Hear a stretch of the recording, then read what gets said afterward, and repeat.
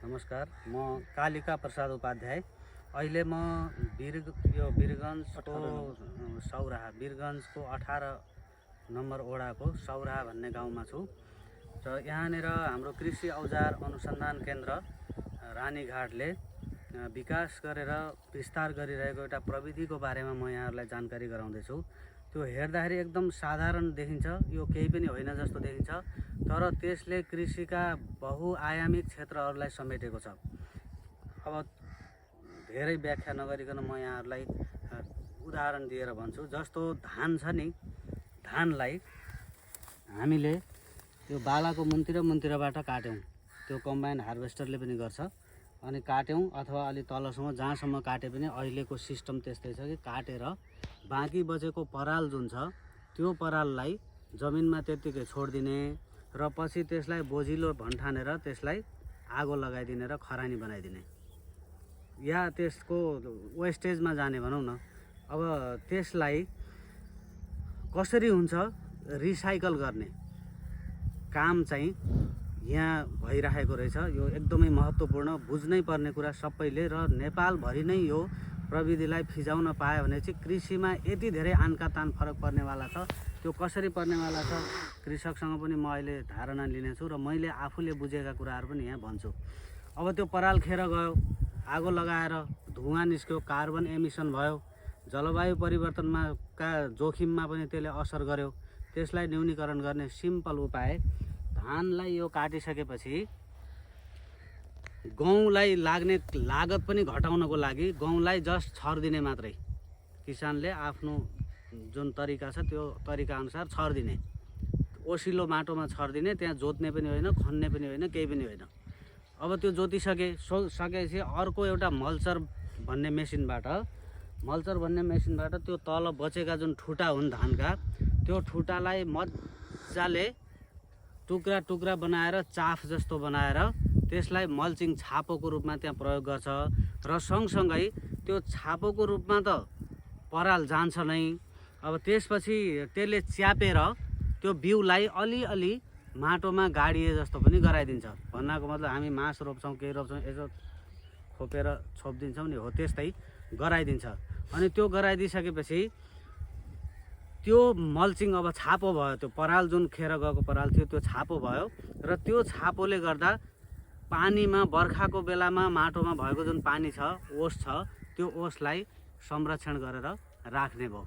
अनि पछिसम्मलाई पनि बिस्तारै सिँचाइ नभएको अवस्थामा पनि, अथवा सिँचाइ 1-2 पल्ट मात्रै लगाउने ठाउँ छ, धेरै पल्ट हामी पटक सिँचाइ लगाउन सक्दैनौँ, भनिन्छ गाउँमा 6 पल्टसम्म सिँचाइ चाहिन्छ भने यसरी मल्च गरिसकेपछि, छापो बनाइसकेपछि पानीको पनि धेरै आवश्यकता परेन। र अब अरू कुराहरू मैले भन्ने भन्दा किसानले भन्नुहोला, तर यसका धेरै आयामहरू छन्। मल, एनपिके अथवा डिएपी, युरिया र पोटासको मात्रा कालान्तरमा गएर स्वाट्टै घटाउन सकिने भयो। त्यसपछि गएर हाम्रो माटोमा गोबर मलको अभाव छ, गोठे मलको अभाव छ, वस्तुभाउ पाल्न पनि छोड्दैछन् मान्छेहरूले। यस्तो बेलामा यसैलाई रिसाइकल गरेर कालान्तरमा गएर प्राङ्गारिक पदार्थको एडिसन, यसमा मलको पनि बिस्तारै मात्रा बढ्दै जाने भयो। र बिग्रिँदै गएको माटो, रासायनिक मलका कारणले बिग्रिँदै गएको जुन माटो छ, त्यो माटोको दीर्घकालमा सुधार पनि हुँदै जाने भयो। र उत्पादनको त झन् कुरै नगरौँ। अहिले नै हामी देखाउँछौँ, जस्तो त्यो मल्चरले मल्चिङ गरेको र नगरेको बालीमा के फरक पर्छ। हामीसँग किसान हुनुहुन्छ, यहाँको परिचय प्लिज। मेरो नाम राजेश प्रसाद यादव हो। नमस्कार, म वीरगञ्ज 18 नम्बर वार्ड टोल सौराहाको कृषक हुँ। म यो मल्चरबाट यसपालि यो कृषि अनुसन्धानबाट मिश्रा सरले मलाई जानकारी गराउनु भयो। म ल्याएर त्यो मल्चर चाहिँ प्रयोग गरेको, यसपालि सुरु गरेको हो। पहिला त हामीहरू रोटरीबाट नै लगाइरहेको थिएँ, अहिले लगाएको पनि छु। मैले के अनुभव मेरो भयो यसबाट, यो मल्चरबाट र यो रोटाभेटरमा के फरक पाएँ मैले। हाम्रो जुन जमिनको एउटा शक्ति जुन हुन्छ नि, बाली उत्पादन बढी दिने, त्यो चाहिँ यो मल्चरबाट पाइरहेछ, मैले अनुभव गरेँ। तर यो रोटाभेटरबाट हामीहरू पाइरहेको छौँ। किनभने यसबाट जुन हाम्रो पराल जुन हुन्छ धानको पराल त्यो त काटेर मान्छेहरू जलाइदिरहेछ या अन्य बेचिरहेछ या युज गरिरहेछ आफ्नो। तर यसमा के छ, अलिअलि त पराल पनि त युजमा कसैको मालजाल छ भने नै राखिरहेछ, जसको आवश्यकता छैन त्यो पराल त यसैमा हामीहरू छोडेर अनि मल्चरबाट यो गहुँ हामीहरू मिलाए। सेम यही हेर्नुहोस्, यो मल्चरबाट मैले लगाएको हो यो र यो रोटाभेटरबाट लगाएको कतिको फरक छ हेर्नुहोस्। सेम टाइम सेम सबै जति मल यसमा हालेको छु त्यतिकै मल, यसमा पनि बिउ पनि त्यतिकै, यसमा पनि बिउ पनि त्यतिकै, तर फरक हेर्नु यहाँ मैले धेरै फरक पाइरहेको छु। यहाँ सरहरू पनि हेर्नुहुन्छ नि, यसमा फरक त छ नि। यहाँ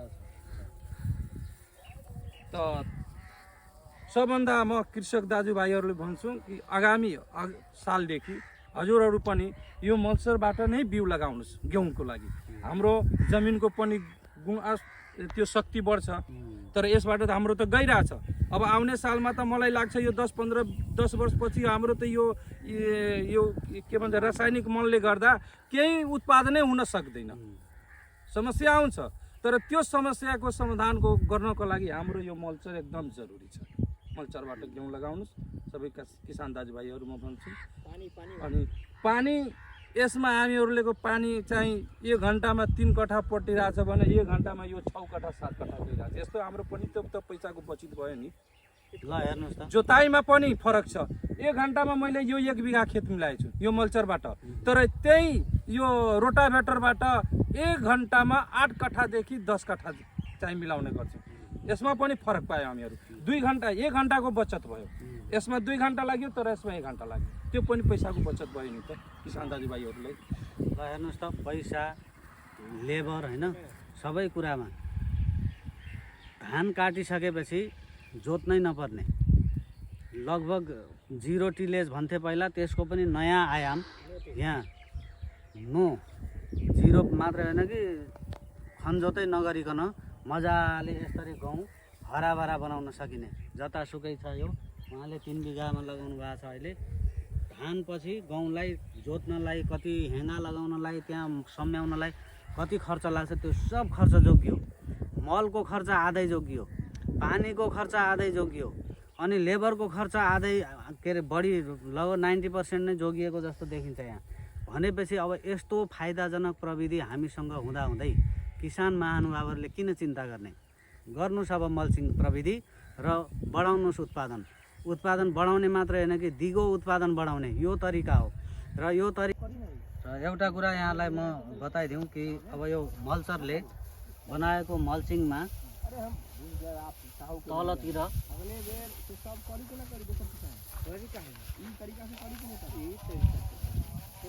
एक पत्र यस्तो खालको यो टुक्रा पारिएको जुन धानका बोटहरूका ठुटा हुन्छन् तिनीहरूको पुरै 70 जस्तो एक लेयर बसेको हुन्छ।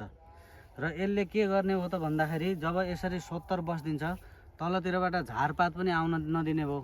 र त्यो झारपात आउन नदिसकेपछि झारपात उखेल्नलाई अझ बिउ वृद्धिका लागि लगाइएको बाली हो भने त झन् त्यहाँ धेरै केयर गर्नुपर्ने हुन्छ। कति खर्च यसले घटाउँछ। त्यस्तै गरेर अब मेसिनकै तुलना गर्दाखेरि यतातिर यो मल्चरले गरेको खेती हेर्नुहोस् र उतातिर रोटाभेटर लगाएको खेती हेर्नुहोस्, हेर्दैखेरि पनि यति फरक छ। भनेपछि प्रति इकाइ लागत जुन छ भन्नाको मतलब हिजो पनि हामीले अर्को ठाउँमा पनि हेरेका थियौँ 1 किलो गहुँ उत्पादन गर्नलाई यी विभिन्न प्रविधिले कति खर्च घटाउँदा रहेछन् भन्दाखेरि आनका तान फरक पार्ने चाहिँ यो मल्चर प्रविधि रहेछ। र यो मल्चर प्रविधिको लागि यो सबै चिज देखाउनु भयो। अब मैले त यो देखेँ, यहाँलाई नै मैले सोध्छु कि यतातिर बाली हरियो छ, यतातिर बाली लगभग सुकिसकेको छ। त्यो के हो यसको कथा बताइदिनु न।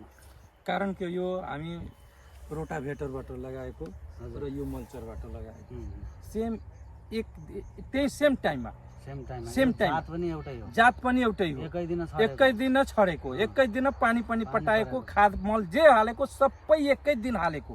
तर यहाँ प्रश्न हामीहरू के हेरे यो मल्चरबाट हेर्नुहोस् लम्सम पाक्न लाग्यो, पाकिसकेको छ यो। र अहिले यो हरियो नै छ। अब यति हेर्नुहोस् यो प्रष्ट तुलना छ यहाँ। कतिको तुलना छ यो मल्चर प्रविधिबाट खेती गर्दाखेरि केही नभए पनि अझै यो 15-20 दिन पाक्दैन पाक्दैन यो। भनेपछि लगभग 20 दिन अगाडि नै बाली तयार हुँदो रहेछ। अब हावा तातो हावा चल्ने बेला भयो, दानाहरू सुक्ने बेला भयो, यसलाई त समस्या हुन्छ नि। यो राम्रोसँग दाना पोटाउन पनि पाउँदैन होला, दुध भरिन पाउँदैन होला। यसमा सबै चिज भइसक्यो। अब जब गर्मी सुरु हुन्छ यो सबै चिज भइसक्यो, काट्न तयार हुन्छ। यो चाहिँ अझै कति दिन लाग्ने हो, यहाँ 15-20 दिन त मिनिमम लाग्छ जस्तो छ। अब यस्तो फरक पर्दो रहेछ। यो मल्चर प्रविधि अब अपनाउने बेला भयो। धन्यवाद यहाँलाई। अब अन्त्यमा यहाँले यत्रो धेरै समय दिनुभयो। अब तपाईँको वरिपरिका छरछिमेकीले पनि तपाईँले यो काम गरिरहेको देखे होलान्। सुरुवातीमा पनि देखे, अहिले अन्तिममा मल्चरले देखाएको यो एकदम उत्कृष्ट नतिजा पनि देख्ने छन्। केही त बालीले नै देखाइसक्यो। र यो बेलामा तपाईँका छरछिमेकी अरू किसानहरूको प्रतिक्रिया कस्तो थियो? सुरुमा मलाई त हाम्रो गाउँको किसानहरूले जुन बेला मैले लगाइरहेको थियो त्यो पागल भनिरहेको थियो मलाई। ल हेर्नु, ए यो पागल भइसक्यो छ, नयाँ यसको चिज दिमाग आउँदा यस्तो खुस्किसकिया छ। तर हेर्नुहोस्, पागल त मलाई त भन्यो मैले केही भनेन। तर त्यो एउटा पागल कृषकले हेर्नुहोस् यो कस्तो बाली लगाएर आइदियो मल्चरबाट। यो रोटाभेटर लगाएको किसान हो, मैले यो मल्चरबाट लगाएको किसान। म पागल किसान यो मल्चरबाट लगाएको। अब तुलना हेर्नुहोस्, म दुनियाँमा पागल कि त्यो रोटाभेटर लगाएको कृषक पागल। दुनियाँमा केही नयाँ चिज, अनौठो चिज, चमत्कारिक काम गर्ने कुनै वैज्ञानिक हुन्छन्, कुनै किसानहरू हुन्छन् भने उनीहरूलाई सुरुमा पागल नै भनिन्छ। यसको दिमाग खराब भयो भनेर त्यसरीकन चर्चा गरिन्छ। तर वास्तवमा उनीहरूले आफ्नो लक्ष्य, आफ्नो ध्येय नछोडिकन त्यसमा सफलता प्राप्त गरे भने सारा दुनियाँ पछि फेरि उसैको पछि लाग्छ। र उहाँ अभय यादव, राजेश यादव कृषकको जुन हामीले काम हेऱ्यौँ, यो काम हेर्दाखेरि अवश्य पनि अब उहाँलाई जसले पागल भने उनीहरूले नै ओहो तपाईँ त एकदम भगवान हुनुहुँदो रहेछ भनेर फेरि उहाँको जय जयगान गर्ने दिन पनि आउँदैछ।